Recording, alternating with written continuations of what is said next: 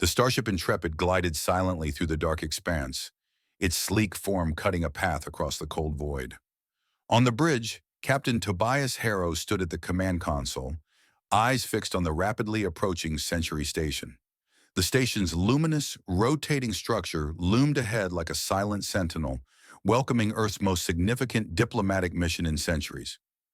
Harrow's jaw tightened, a mixture of pride and nerves in his chest. His fingers instinctively brushed the scar that ran across his palm, a relic of the war Earth had barely survived. Approaching Century Station, Captain, came the crisp voice of Lieutenant Kevin Foster, the youngest officer on board but already a seasoned tactician. His eyes flickered over the heads-up display, scanning the station's data.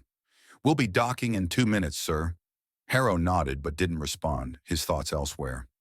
It had been years since Earth had rebuilt itself from the ravages of the Third World War, but this mission was something far more complex.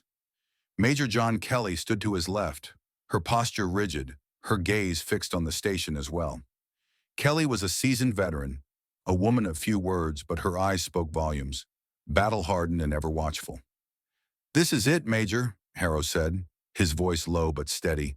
"The start of something that could either define us or destroy us." Kelly gave a curt nod. "We're ready, Captain. Whatever comes, we'll handle it." As the Intrepid slowly docked, the gravity of their task settled over them like a blanket. This wasn't just about diplomacy, it was about survival. Earth needed allies, desperately, and for that, they would have to prove themselves to a galaxy that saw them as nothing more than a broken species. A species that had once fought amongst itself, using weapons that were now archaic by galactic standards. The docking bay doors opened with a sharp hiss, and the crew gathered, ready to face what awaited them. Harrow led the way, Kelly close behind, her eyes scanning the bustling hub of Century Station. A cacophony of alien voices filled the air, an alien symphony in a language Earth had never heard. The diverse array of species, from humanoid to grotesque, made Earth's diplomats feel like children in a room full of giants. A tall, blue-skinned alien with 4 arms stepped forward to greet them. His skin glowed under the station's lights, and his voice was deep, echoing with a weight that commanded attention. "Welcome to Century Station, humans of Earth. I am Ambassador Krell of the Althani, Chairman of the Confederation Council."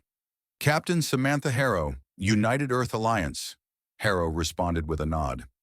His words were measured, his posture formal, but the tension in his chest was palpable. "We are honored by your invitation."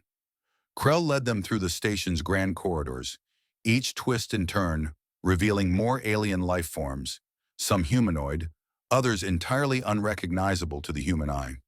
The technology in the station was overwhelming.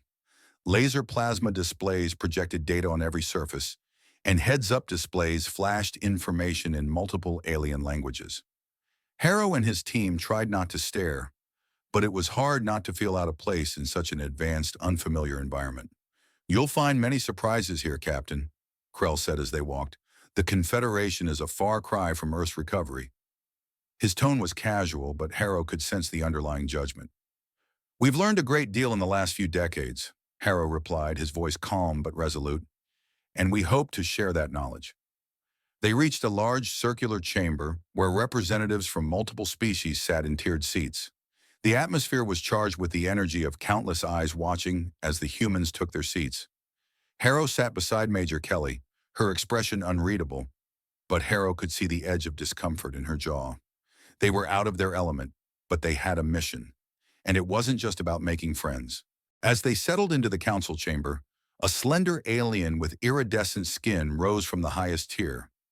Harrow immediately noticed the glint of superiority in the alien's eyes. "I am High Counselor Zell of the Pax Confederation. For 3 centuries, we have maintained peace among the stars. We welcome Earth to this gathering, but under close observation." A murmur spread through the room as Zell's words settled in. There was no warmth in his welcome, only the cold calculation of the powerful. "Earth thanks you for this opportunity," Harrow said, his voice steady.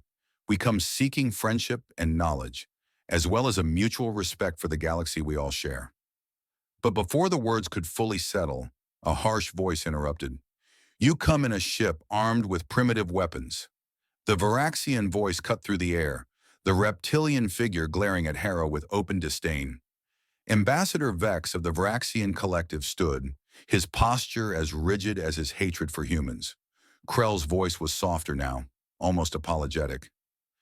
Ambassador Vex speaks for the Varaxian Collective. Harrow met Vex's eyes steadily, not flinching. The Intrepid is equipped with defensive capabilities only.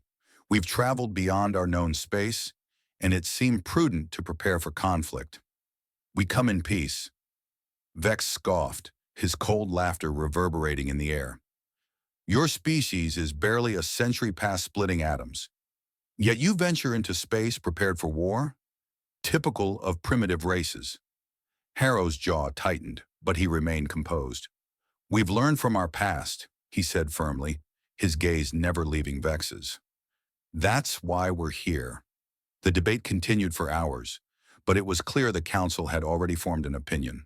The Varaxian Collective and other factions viewed humanity as little more than an outdated, dangerous species.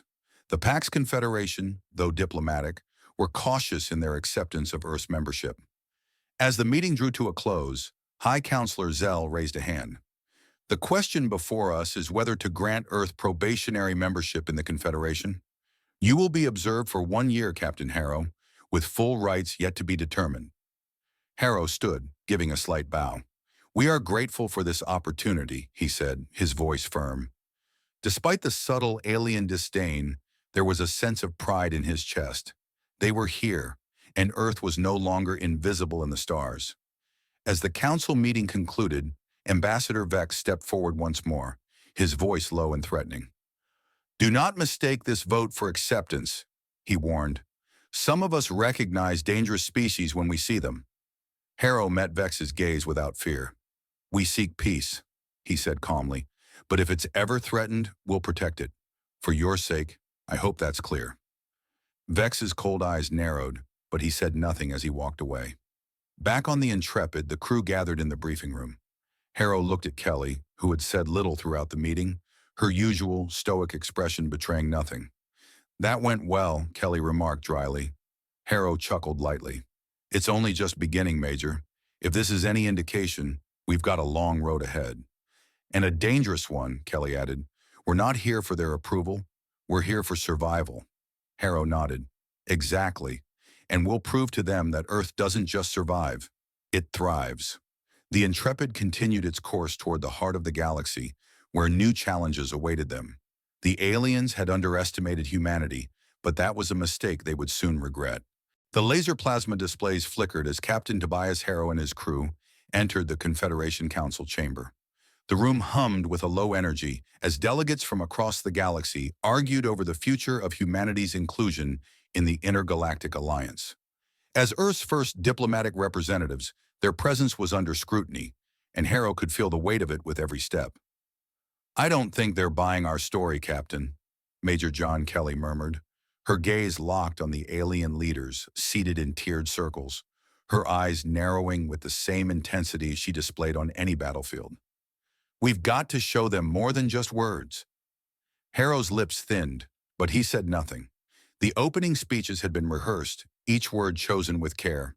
Humanity, Earth, and the United Earth Alliance were represented here in a room of alien superpowers, many of whom had their doubts about Earth's ability to hold its own in the galaxy.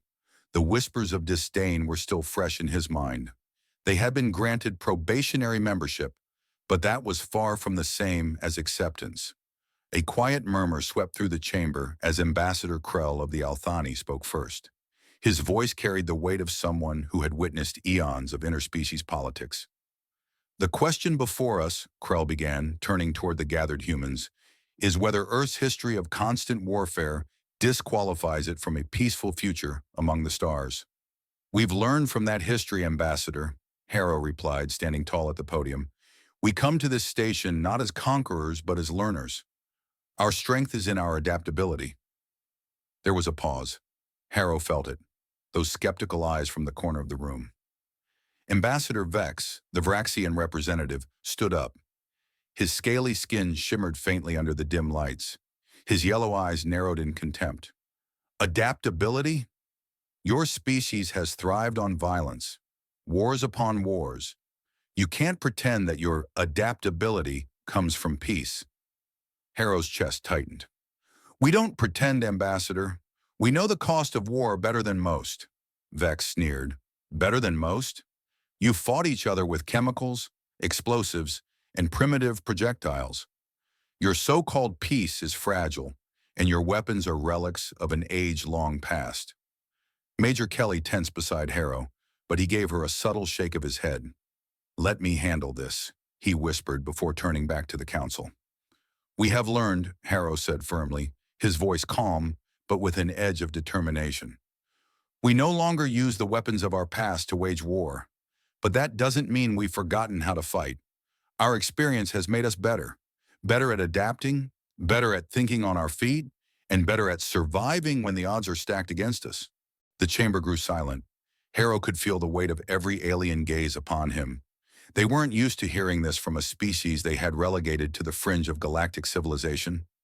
Ambassador Krell spoke again, his tone more measured now. We are aware of Earth's resilience, Captain, but the issue remains. Can you function within the structure of the Confederation? Can you truly contribute to a collective peace? Harrow stepped forward. We may not be like you. We may not follow your rigid doctrines, but we know how to adapt. How to fight as one when everything falls apart, and we're ready to prove that to you. The room was still. Ambassador Zell, the PAC's representative, raised an eyebrow but said nothing. The Varaxian delegation exchanged glances, and Vex was the first to speak. Let them prove it, he said, his voice dripping with disdain. Let them show us how they fight. Let them demonstrate why we should accept their adaptability into the fold. The challenge was clear. The debate had taken a darker turn. Harrow had known this would happen. The Varaxians weren't just questioning humanity's readiness, they were taunting them, pushing them to the brink. It wasn't just about proving that humanity could fit into the galactic structure. It was about proving humanity's worth as a fighter, as a force that could be trusted, as something more than a primitive relic of a bygone era.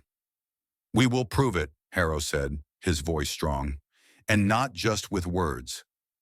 Kelly stepped forward beside him, her posture tall, her eyes unwavering. The Varaxians believe we are incapable of sophisticated warfare, but we have fought wars that taught us more than they could ever know. And now we fight not for conquest, but for our place in the galaxy. The silence in the room deepened, but Vex was having none of it. If you insist on showing us, Captain, I would suggest you choose a worthy opponent. Perhaps the Tyrkal Empire, a species that has yet to meet your primitive kind. The challenge hung in the air like a blade, sharp and heavy.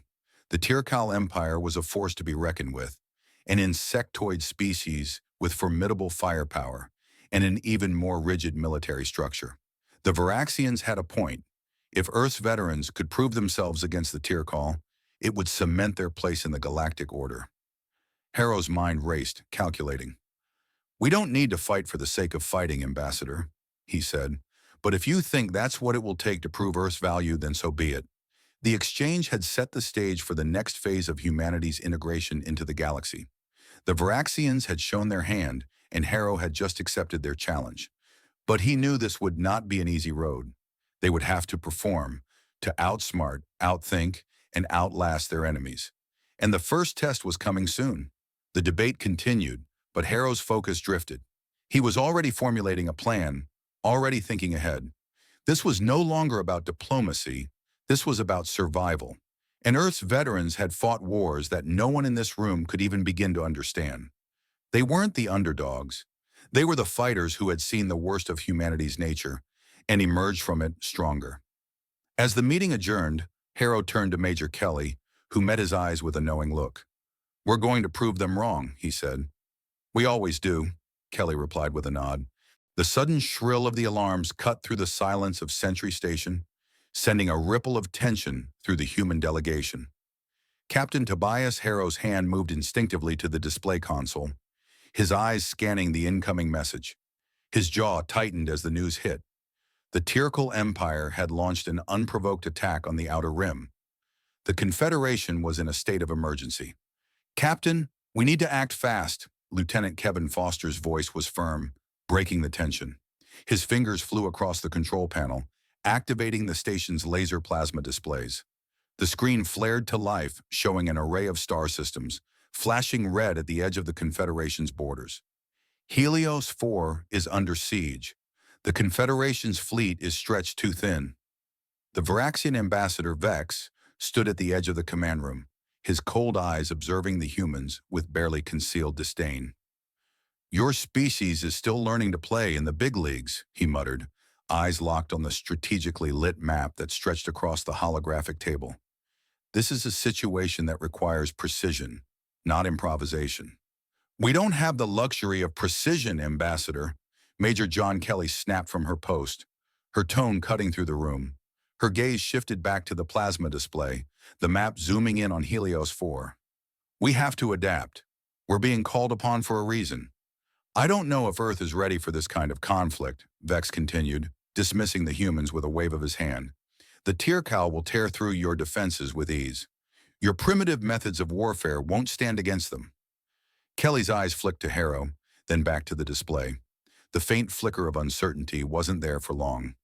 "Let them underestimate us," she muttered, more to herself than anyone else. "We'll show them what it means to be underestimated." As the Tirkal's assault forces descended on Helios 4, the Confederation scrambled to rally its forces. But Harrow knew the time for diplomatic solutions had passed. Major Kelly was right. This would be their first real test. The humans weren't here to be bystanders in the galaxy's complex politics. They were here to prove they could stand up to the chaos of galactic warfare. The Earth delegation had only just arrived, but they were thrust straight into the fray.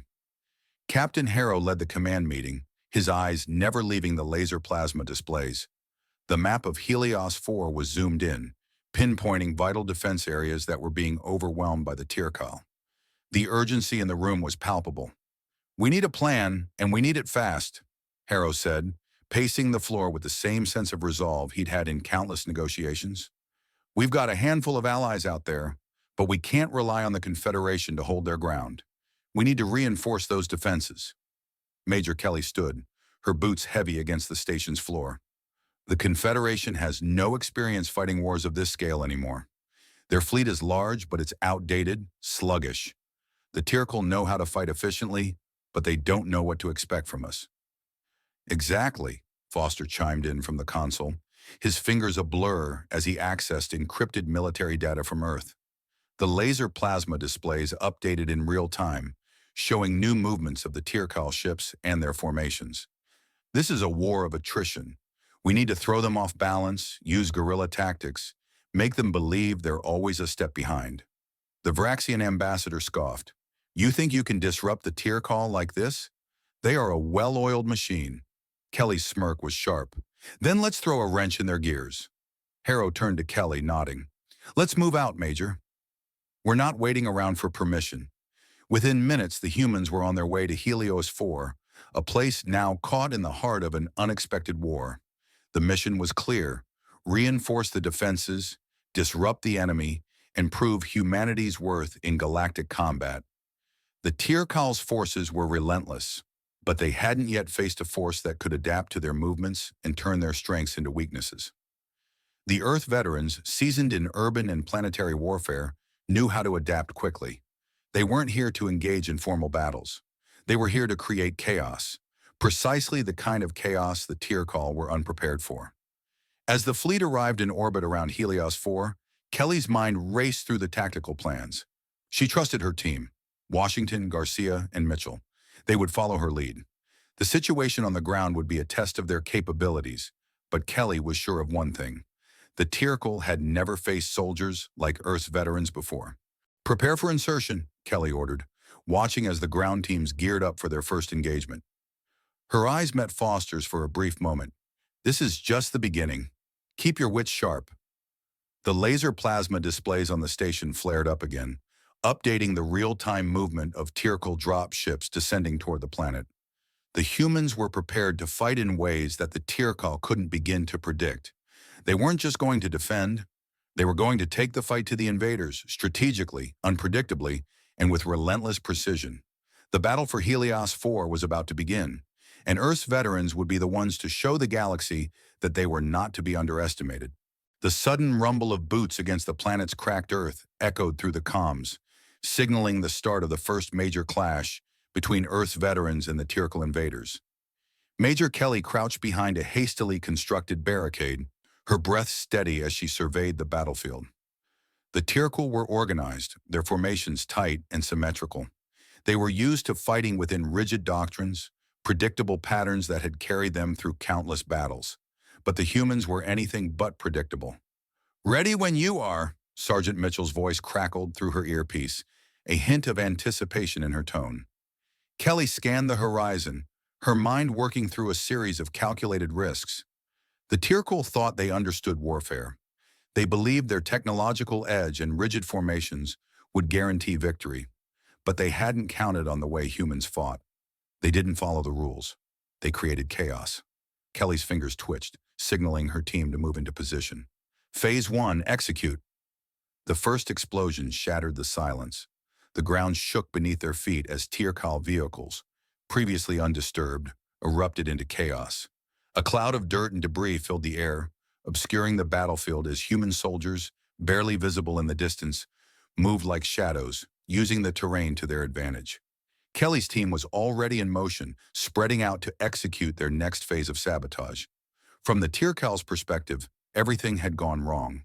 The humans hadn't taken the fight to them in any conventional sense. They hadn't met them on the open battlefield where clear lines were drawn. They had infiltrated the perimeter, planting explosives on key supply lines, and now the Tyrkal couldn't even trust their own tactical systems. "Get ready for round 2, Kelly ordered, her voice calm, despite the chaos surrounding them. The team moved quickly, setting up more traps, disrupting the enemy's communications. The Tyrkal, with all their technology, were no match for human ingenuity in a guerrilla war. On the Tyrkal command ship, confusion reigned. The commander barked orders, but the response from his subordinates was fractured. Alien officers scrambled to restore communication, but it was too late. The humans had already set the next trap.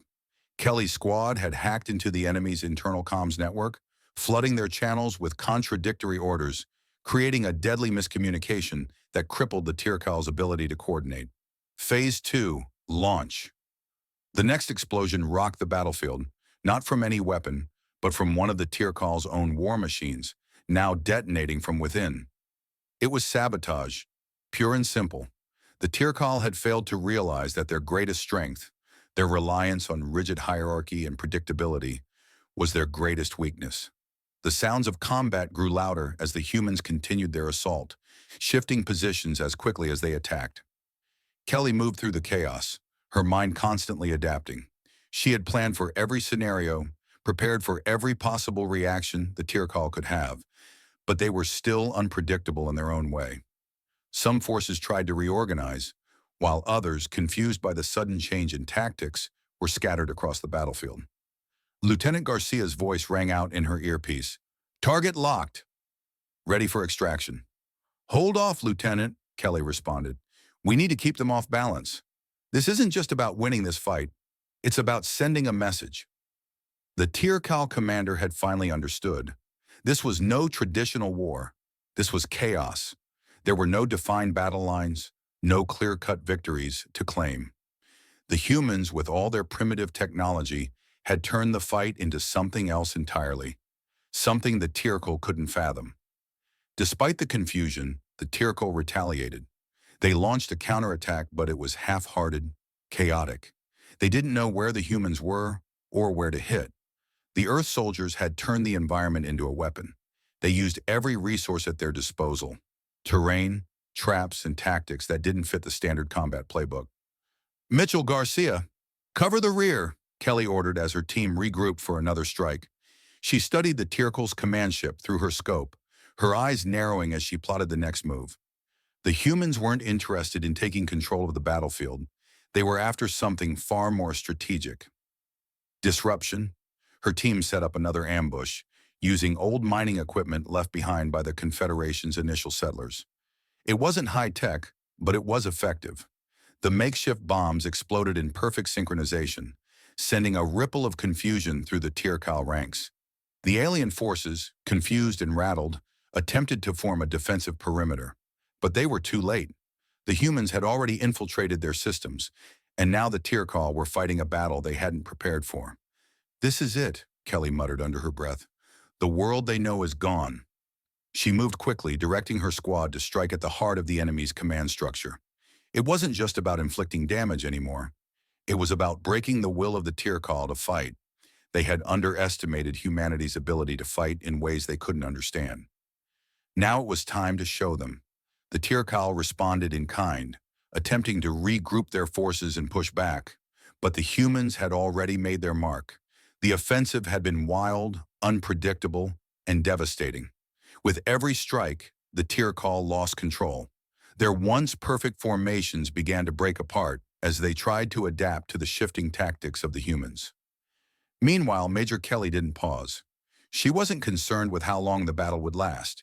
She wasn't even worried about winning in the traditional sense. The goal was much simpler: to prove that the Tirkal's assumption of human inferiority was wrong. Earth's veterans had faced real wars, battles that were anything but predictable, and now they were showing the galaxy just how far that experience would take them. "Phase 3, execute," Kelly ordered, watching as her team moved into position. The final round of attacks began, and the Tirkal were left reeling. Their technological superiority didn't matter when they couldn't predict what the humans would do next. The Tirkal had learned the hard way. Humanity fought on its own terms, and they would never see it coming. The distant rumble of the Tirkal warships descending through Helios 4's atmosphere sent a shockwave of tension through the human ranks. Major Kelly, standing at the edge of their defensive line, surveyed the chaos. The sky was stained with the acrid smoke of battle, the vast expanse of the battlefield lit by the fiery trails of incoming dropships. But her eyes were focused on something else: the terrain. "Get those bombs in place now," Kelly barked to Lieutenant Garcia, who was crouching near a mound of jagged rocks. The ground trembled as Tirkal troops flooded the southern edge of the colony, their formations neatly aligned as they advanced. But Kelly knew better than to play by the enemy's rules. "Let's give them something to chase." The first wave had been a disorienting victory. They had used chaos to their advantage, outmaneuvering the Tirkal. But now the real test had begun. The Tirkal were learning. They were adjusting. This was the moment they needed to turn the tide or be overwhelmed. The Tirkal's strategy was predictable: attack with overwhelming numbers and superior technology. But it was that very predictability that would become their downfall. Kelly and Captain Harrow had spent the past few hours constructing a counteroffensive. The humans weren't going to hold positions. They were going to become the storm. "Major, we've got movement," reported Sergeant Mitchell over the comms, her voice a calm contrast to the chaos unfolding outside. "They're pushing hard on the eastern flank." Kelly nodded, her eyes narrowing as she listened to the buzz of distant gunfire.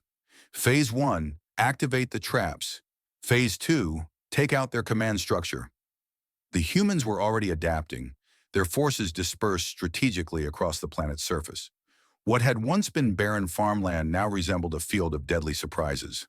Earth's veterans understood something the Tirkal never would. War wasn't just about brute force, it was about adaptability, surprise, and keeping the enemy constantly guessing. As the Tirkal charged forward, expecting an easy sweep of the human defenses, they were met with a series of explosive surprises. The first blast sent a Tirkal APC skidding across the dirt, its metal hull crumpled like a tin can. "Direct hit!" Garcia's voice crackled, but there was no time to celebrate. The rest of the enemy forces were advancing rapidly, their precision weapons beginning to overpower the human defenses. "Get ready to move," Kelly ordered, her eyes scanning the battlefield. They weren't going to win this fight by standing still. "Don't let them form a line. Move, strike, disappear." The human soldiers, clad in their simple, rugged gear, melted into the landscape. It wasn't high-tech armor or advanced weaponry that made them dangerous. It was their ability to turn anything into a weapon. The Tirkal had never fought an enemy like this. They relied on their technology to predict and control the battlefield, but humans didn't follow any playbook. Kelly crouched behind a ridge, her pulse steady despite the cacophony of war around her. From this vantage point, she could see the chaos unfolding in real time on the laser plasma displays, tracking the movements of her soldiers as they picked off Tirkal officers, disrupting their lines. The human tactics were working. The Tirkal were being forced to shift their positions, reacting to the unpredictability of Earth's assault. Phase 2, go, Kelly said sharply into her comms. The battle intensified as the humans moved in waves, using the terrain to their advantage. They had planted explosive charges in strategic locations, dumps of old mining supplies, abandoned Confederation equipment, and now they turned the natural landscape into a weapon. Each hidden device was a potential death trap for the invading force. The Tirkal, caught off guard once again, scrambled to reorganize. The once predictable lines of battle broke down. Commanders shouted orders that never reached their troops, their communication systems compromised by Garcia's earlier hack. For the first time, the Tirkal found themselves facing an enemy that didn't play by any set rules. Mitchell, set the next phase in motion, Kelly ordered, already turning to plan the next strike. In the distance, the hum of energy weapons filled the air as Tirkal soldiers attempted to regroup. They opened fire on an apparent human defensive position, an old abandoned warehouse that had been rigged with mines. The humans, in small scattered groups, picked them off from multiple angles, ensuring the alien force couldn't use their superior firepower without risk. The Tirkal responded by forming a tight perimeter around their main commander, but they had underestimated humanity's ability to adapt under pressure. Kelly saw an opening, a gap in their formation. With a quick glance, she motioned for Washington to move. A burst of gunfire erupted from the far side as Washington's team hit the Tirkal flank. The aliens were too slow to respond, their rigid formations shattering as they scrambled to reorganize. The humans, however, had already melted back into the hills and valleys, disappearing into the terrain like ghosts. "We've got them on the ropes, Major," Washington said over the comms, his voice calm despite the intensity of the fight. "Their command structure's falling apart." "Good," Kelly replied, eyes fixed on the tactical display. "Now we end this." The Tirkal, desperate to regain control, attempted to push forward again, but their lines had broken. For every soldier they sent to attack, another was taken down by an unseen sniper or hidden explosive.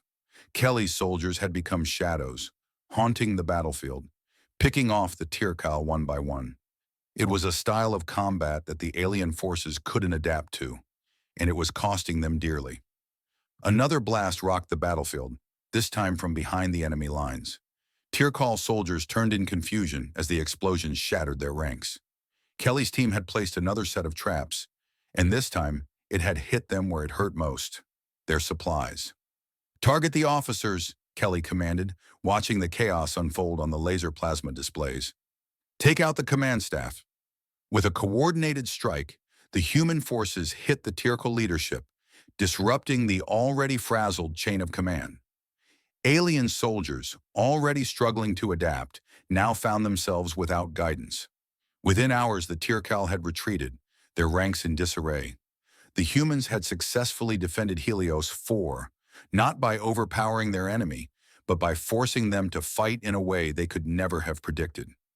As the battlefield quieted, Kelly looked over the site of their victory.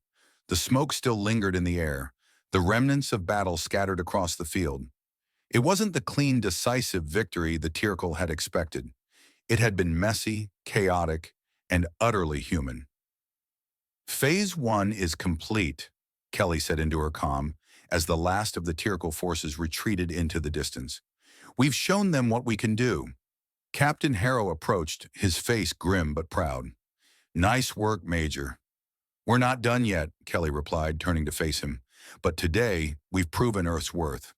And with that, they began to prepare for the next phase of the war, one that the Tirkal would never see coming.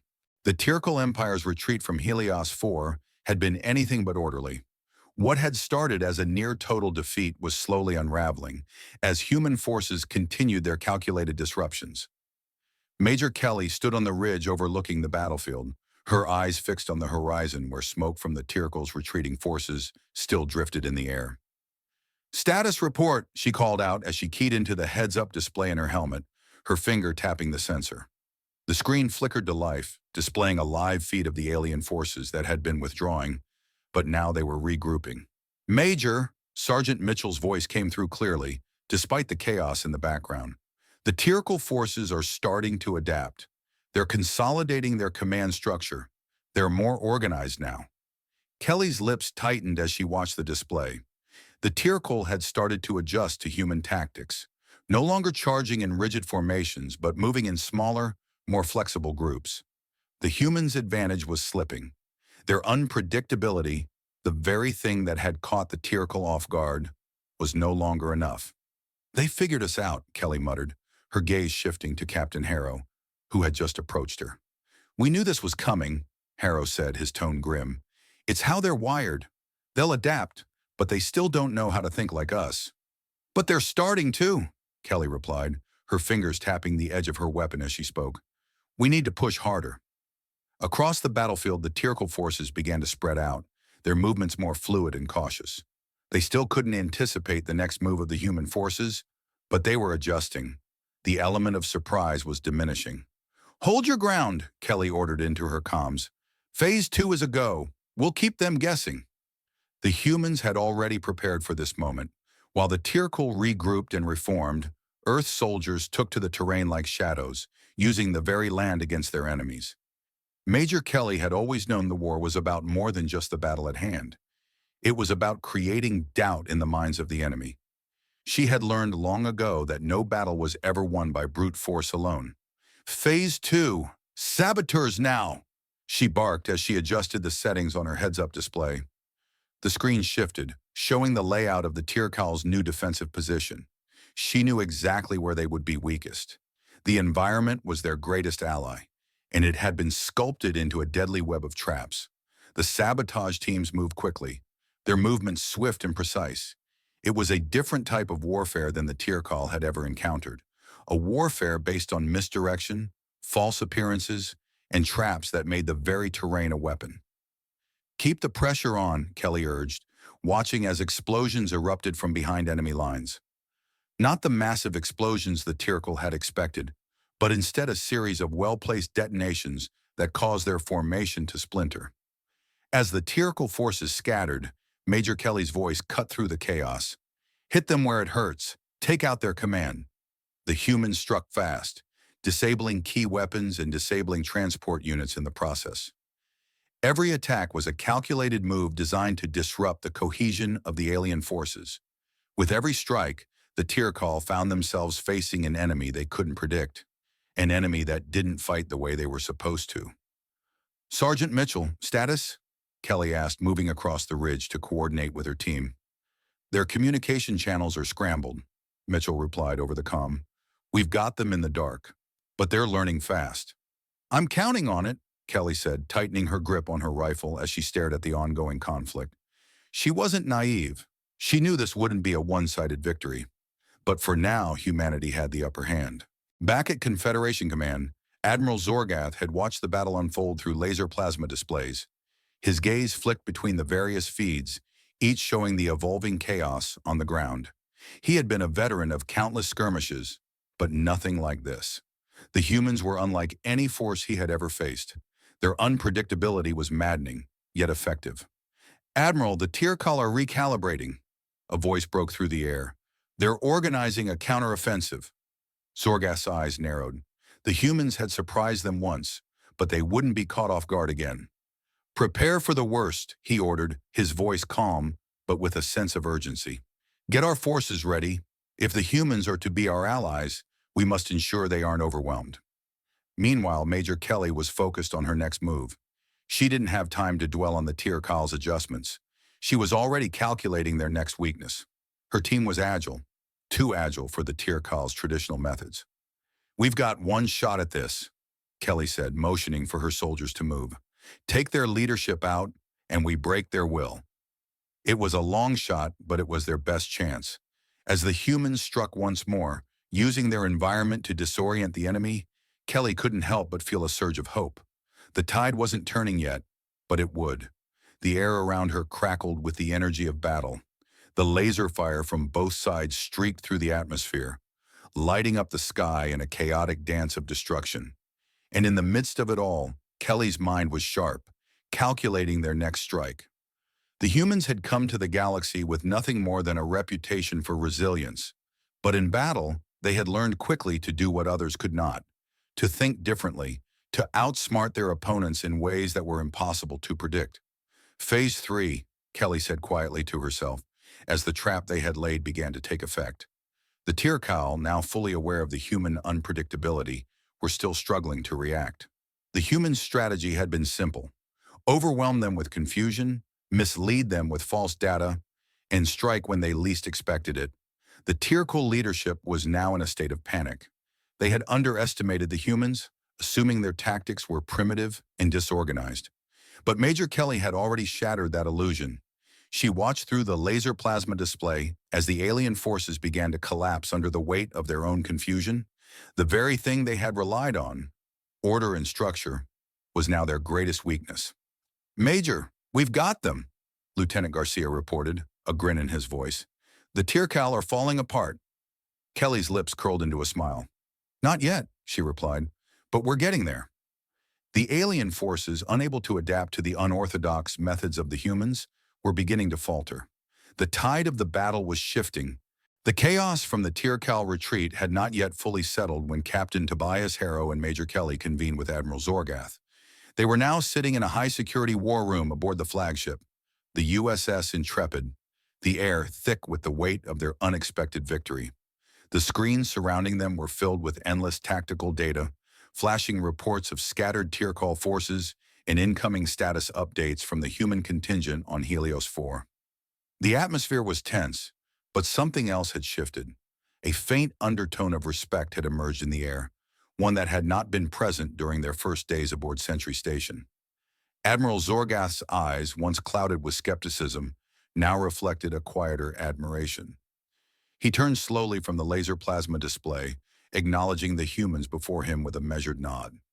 "You've managed what none of us expected," Zorgath said, his voice quieter, though still carrying the weight of a career spent in war. The Tirkal's retreat wasn't a fluke. It was a strategy. Kelly didn't allow herself to smile, though a faint glint in her eyes betrayed her satisfaction. "We didn't just play their game," she said, looking at Zorgath. "We made them play ours." "You've shifted the paradigm," Zorgath continued, now pacing. "The way you use terrain, guerrilla tactics, even communication. It's unlike anything we've seen. The Tirkal were caught in their own doctrine. They thought themselves untouchable." Harrow nodded, leaning forward in his chair, his fingers pressing lightly against the edge of the table. "We didn't win by being stronger," he said. "We won by being unpredictable." At that moment, Ambassador Krell entered the room, his forearms folded behind his back, his blue skin gleaming under the dim light. He stepped to the table with a purposeful stride, his expression unreadable. "It seems the humans have earned their place, finally," Krell said with a glance toward Kelly and Harrow.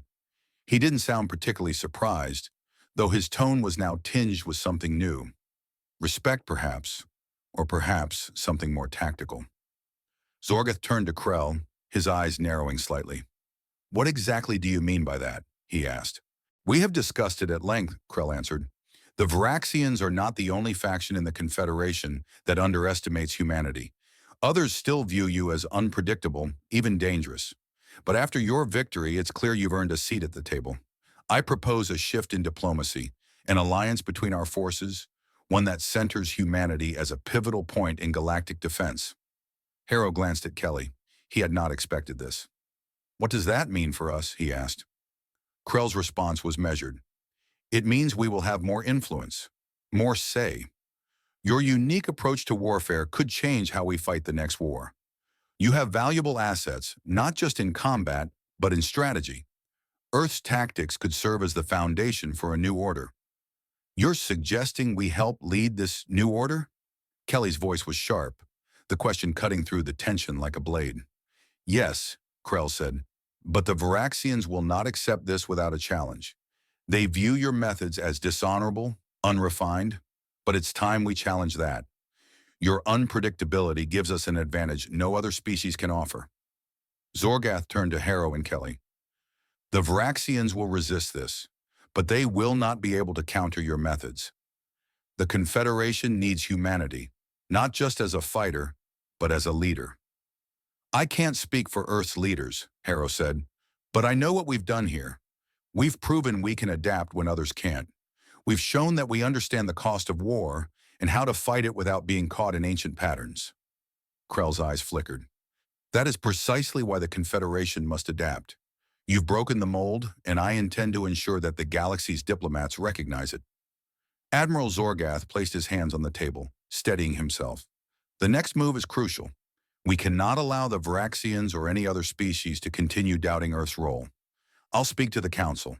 The humans will play a key part in shaping future galactic strategies. But we'll need more than just support, Kelly said. We'll need resources, allies. The Varaxians won't just hand us that power. Krell inclined his head. That's where the diplomatic shift comes into play. We'll back you up. The Varaxians will have to listen, or they will be left behind. Harrow leaned back, a slight frown marking his face. He had seen power struggles before, both on Earth and in the reaches of space. It was never clean. What happens when they don't listen? Krell didn't hesitate. Then we will make them listen. A silence stretched between them. Outside, the stars stretched on, indifferent to the drama unfolding in their midst. But the humans knew better. They had come from a planet where war was often a matter of survival. They understood what the Varaxians and others would not: the cost of underestimating humanity's ability to adapt. Zorgath's voice broke through the quiet, soft but firm. I'll arrange a meeting with the Council. We need a new approach, and humanity will be at its heart. Kelly nodded. We'll do what we do best: fight, adapt, and win. The meeting ended shortly after that, with each of them walking away from the table with a sense of uncertainty about what the future held. But in that uncertainty, there was a sense of resolve. As Harrow and Kelly walked out of the war room, they were met with the soft glow of the heads-up displays that illuminated the corridors. The alarms rang out through Sentry Station, echoing off the walls like the crescendo of a great battle. The Tirkal fleet had arrived in full force. Hundreds of ships, bristling with weapons and gleaming with cold intent, emerged from faster-than-light travel, their formations arranged with terrifying precision. The galactic capital, the beating heart of the Confederation, was about to fall into the hands of the most formidable alien force humanity had ever faced. Major Kelly's voice came over the comms, cold and commanding as ever. All units, prepare for combat. We hold this station, no matter the cost. Lock down your positions and stay sharp. Captain Harrow stood beside her, his face grim but focused, watching the fleet on the laser plasma displays. This is it, Major. It's all or nothing now. We've spent months preparing for this, but we've never faced anything like this before.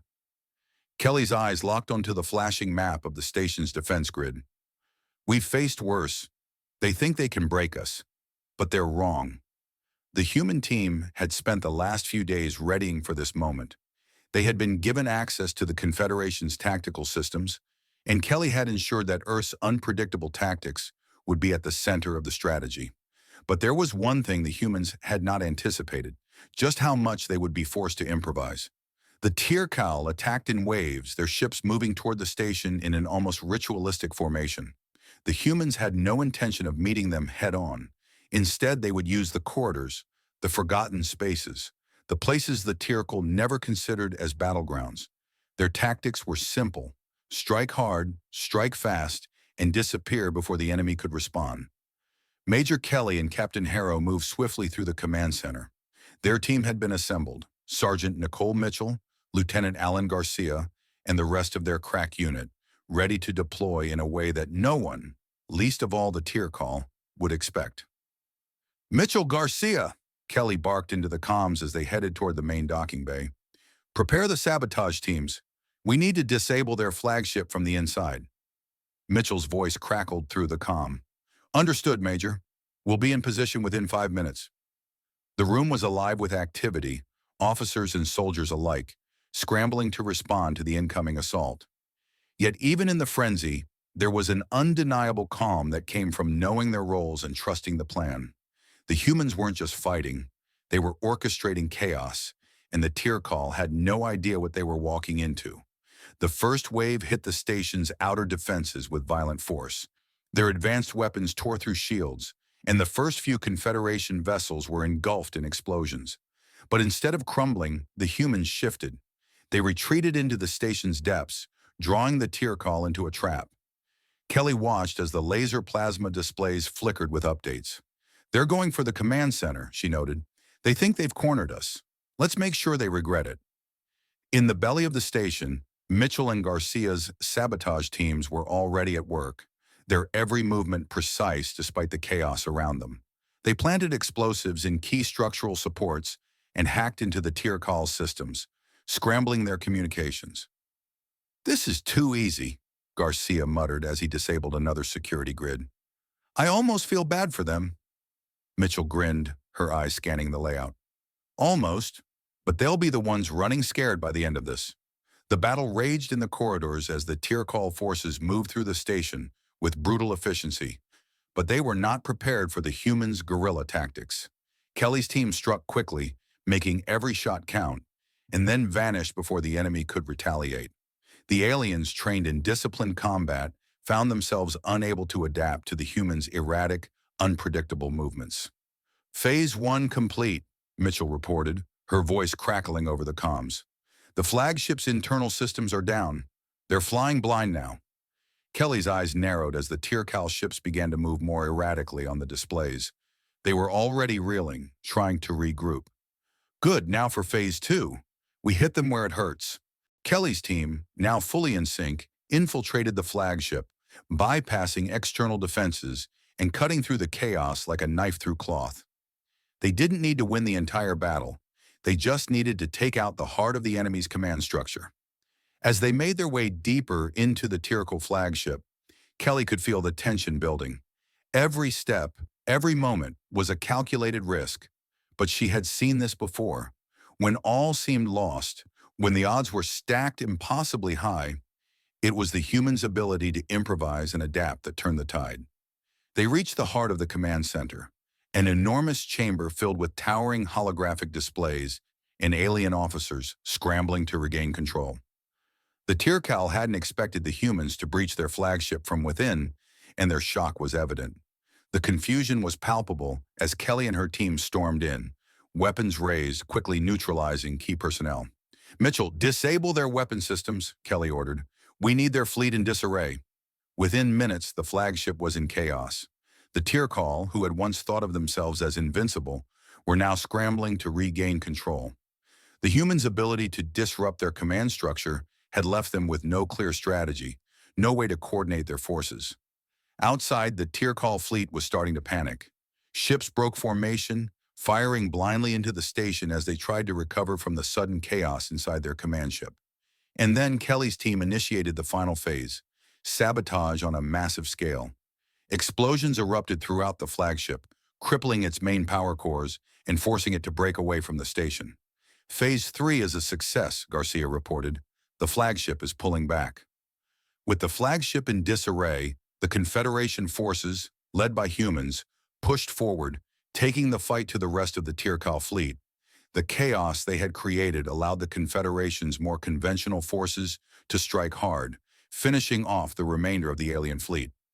As the final blast rang out, and the Tiercal ships retreated into the blackness of space, Kelly and her team stood victorious.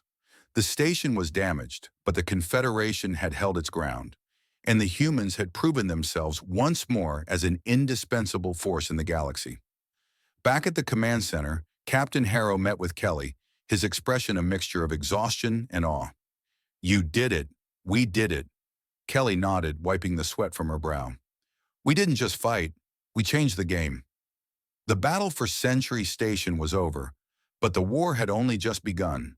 The Confederation, now fully aware of humanity's capabilities, would never again underestimate them, and the humans, led by their veterans, had earned their place among the stars. As Harrow and Kelly looked out at the stars, now quiet once more, they knew that Earth's role in the galaxy had changed forever. The final showdown had solidified their place, not just as survivors, but as leaders in the fight to defend the galaxy from those who thought they understood war. The once pristine surface of Century Station was now a battlefield, scarred by the aftermath of the Tiercal's final attempt to seize control. Yet amidst the wreckage, the humans stood tall, unbowed and unbroken.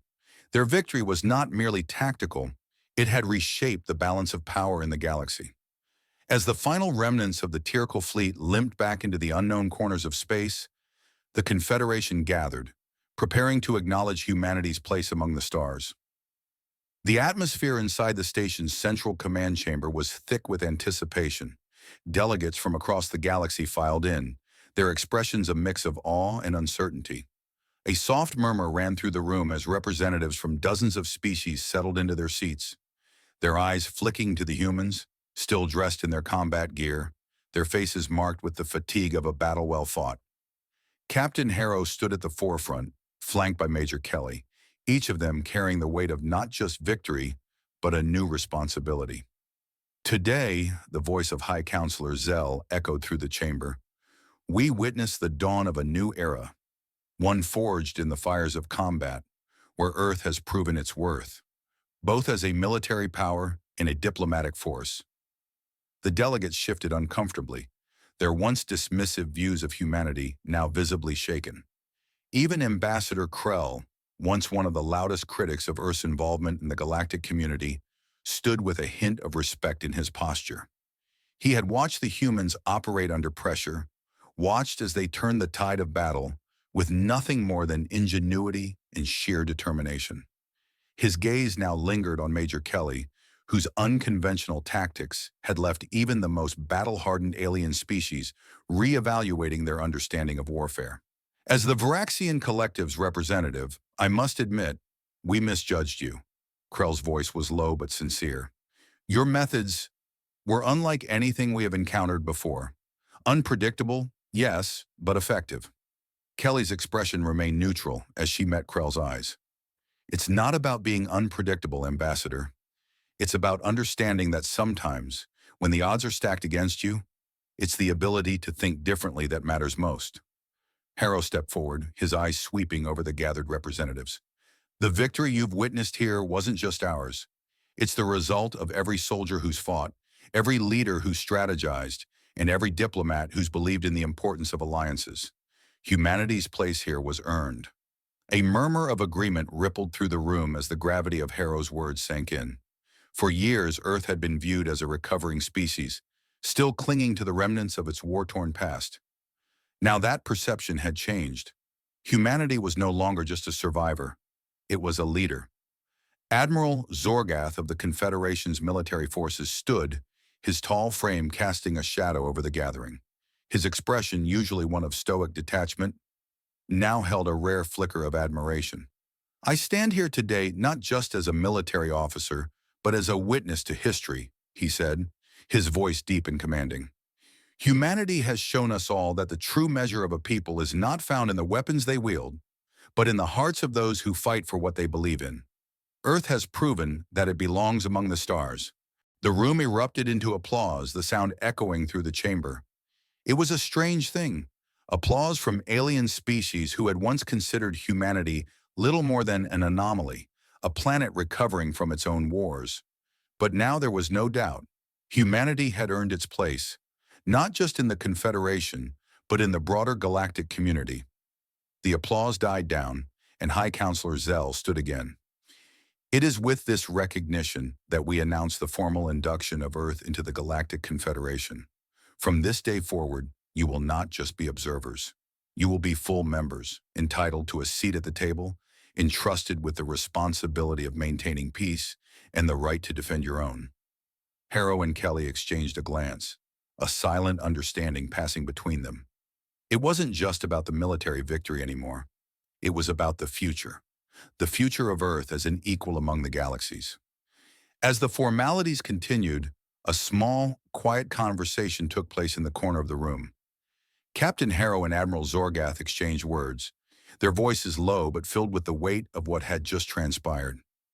I never imagined I'd see the day when Earth would be seated among us, at the forefront of galactic politics, Zorgath remarked, his tone contemplative.